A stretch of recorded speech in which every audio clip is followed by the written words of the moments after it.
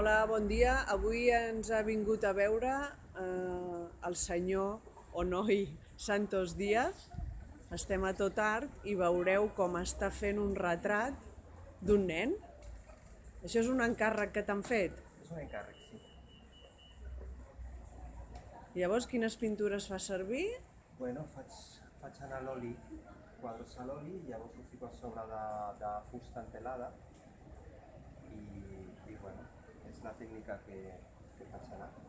I aquesta és la fotografia que t'ha donat la família m'han perquè deixat copiïs. aquesta foto, perquè clar, també fer un retrat d'un nen petit doncs és difícil i bueno, amb una foto doncs, ho tinc una miqueta més fàcil.